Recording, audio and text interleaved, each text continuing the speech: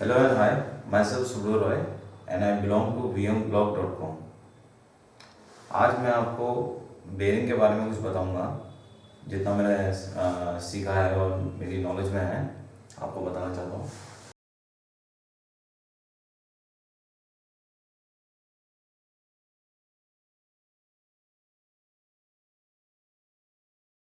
सबसे पहले हम बात करेंगे व्हाट इज बेरिंग। बेरिंग है क्या चीज़। This support for the shaft. हम सभी ने शाफ्ट का तो नाम सुना ही होगा, मैकेनिकल पार्ट है। तो this support for the shaft और when there is a relative motion between two machine parts, one which support the other is called bearing. When there is a relative motion between two machine parts, one which supports the other is called bearing. ये तो हमने bearing की बात करी कि bearing है क्या। और बेरिंग दो टाइप्स की होती है। एक bearing which the surface either makes the sliding contact or separated by a thin film or lubricant. वो बेरिंग जिसमें सरफेस कांटेक्ट होता है और ये either separated by a thin film of lubricant. और दूसरी टाइप का बेरिंग है bearing which have rolling contact between surfaces, जो रोलिंग कांटेक्ट बनाता है दो सरफेसेस के बीच में। अब हम बात करेंगे टाइप्स ऑफ बेरिंग। बेरिंग कितने टाइप्स के होते हैं। बेरिंग आइदर स्लाइडिंग होंगे या रोलिंग होंगे। स्लाइडिंग बेरिंग के अंदर राइट लाइन और गाइड और जनरल बेरिंग, थ्रस्ट बेरिंग के अंदर पाइवट और कॉलर, रोलिंग बेरिंग के अंदर बॉल बेरिंग, रोलर, और इसको हम फर्दर अगर आगे एक्सटेंड करते हैं तो रेडियल और थ्रस्ट बेरिंग। स्लाइडिंग बेरिंग हमने यूजुअली देखा होगा कि जितने भी हमारे स्क्रू कन्वर्ट्स वगैरह होते हैं उनके अंदर जो हम हैंगर यूज़ करते हैं उसमें हम बेसिकली ये sliding type of bearing use करते हैं, जिसका MOC material of construction mostly gun metal का होता है। और ये रोलिंग बेरिंग का हमारा मैक्सिमम यूजेस है, तो हम आज रोलिंग बेरिंग की बात करेंगे। रोलिंग बेरिंग के अंदर मैं आपको दिखाना चाहूंगा डीप ग्रूव बॉल बेरिंग। देखिए ये है बेरिंग और इस बेरिंग के पार्ट्स के बारे में हम बात करेंगे। It is a type of rolling bearing और बॉल बेरिंग, और हम इसके पार्ट्स के बारे में बात करेंगे।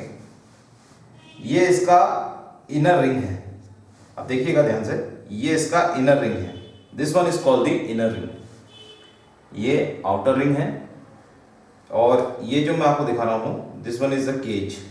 देखिएगा ध्यान से, this one is the cage और केज के अंदर बॉल्स हैं, रोलिंग एलिमेंट्स। अगर हम बॉल बेरिंग की बात करेंगे तो बॉल है, अगर रोलर बेरिंग के बारे में बात करेंगे तो इसमें रोलर्स होते हैं। तो these are basically the parts of a bearing, roller bearing.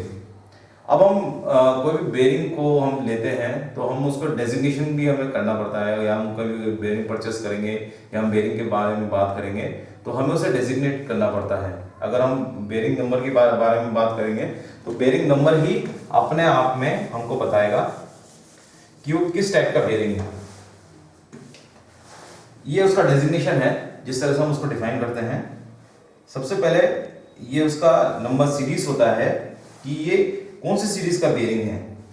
जैसे हम बात करेंगे कि जैसे मान लीजिए 63 लिखा हुआ है, अभी हम बॉल बेरिंग के लिए बात कर रहे हैं तो मान लीजिए कि 63 लिखा हुआ है तो ये बेरिंग रेंज को डिफाइन करेगा। अगर R लिखा हुआ है इट मींस इन सीरीज का है, 60 लिखा हुआ तो मैट्रिक एक्स्ट्रा लाइट सीरीज का होगा, 62 होगा तो मैट्रिक लाइट सीरीज का होगा, 63 है तो मैट्रिक मीडियम सीरीज का होगा।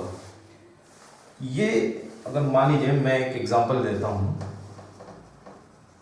अगर हम बेरिंग नंबर की बात करें जैसे 6305, तो अगर हम इसकी बात करेंगे तो ये बेरिंग रेंज को डिफाइन करेगा। 63 इज द बेरिंग रेंज और ये जो 05 है ये बोर को डिफाइन करेगा। बोर यानी कि जो शाफ्ट का ओडी है वो इसमें फिट होगा बेरिंग के आईडी में, ये है बोर। अब ये मान लीजिए 05 लिखा हुआ है तो इसकी सीरीज में हम कैसे समझेंगे। अगर ये 00 लिखा हुआ है इट मींस 10 mm है। मान लीजिए 6300 लिखा हुआ है यानी बोर डाया जो है वो 10 mm है। और अगर मान लीजिए 01 है तो ये हो जाएगा 12 mm। 02 लिखा हुआ है तो ये हो जाएगा 13 mm। और 03 लिखा हुआ है तो 17 mm, 04 लिखा हुआ है तो 20 mm। और हम जैसे ही 20 mm के ऊपर जाते हैं, जैसे मान लीजिए 04, अगर यहाँ पे 04 आता है और हम इससे ऊपर जाते हैं तो वो मल्टीप्लाई बाय 5 होता है। मान लीजिए 6306 की हम बात करते हैं तो ये जो 06 है ये 04 से ऊपर है, यानी हम अब 20 mm के ऊपर हैं तो ये 06 जो है it would be multiply by 5 यानी 30। तो इसका जो बोर्ड आया है वो 30 होगा।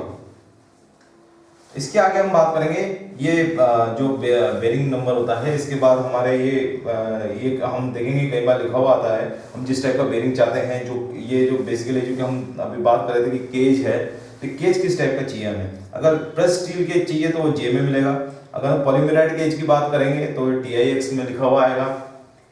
अब इसके बाद नेक्स्ट हम देखेंगे कि हमें कई बार सील्ड बेरिंग की रिक्वायरमेंट होती है। अगर हमें एक तरफ सील की रिक्वायरमेंट है तो Z में आएगा, मेटल शील्ड मिलेगा हमें बेरिंग के एक साइड में। अगर हम डबल Z की डिमांड करेंगे, डबल Z का मतलब होता है दोनों तरफ मेटालिक शील्ड होगी। अगर N लिखा हुआ आता है इट मींस कि इसमें एक स्नैप रिंग का ग्रूव होगा आउटर रिंग के ऊपर। अगर NR है तो इसका मतलब है कि इसके ऊपर स्नैप रिंग फिट होके आएगी। और लास्ट में अगर ये C3 है या C2 है, C4 है तो ये क्लियरेंस को डिफाइन करता है। C2 है तो लेस देन नॉर्मल है, CN है तो नॉर्मल है, CM है तो इलेक्ट्रिक मोटर क्लियरेंस होगा, C3 होगा तो मोर देन नॉर्मल होगा। Thank you very much. अगर आपको पसंद आया हो तो आप प्लीज़ सब्सक्राइब कीजिएगा youngblock.com को। Thank you.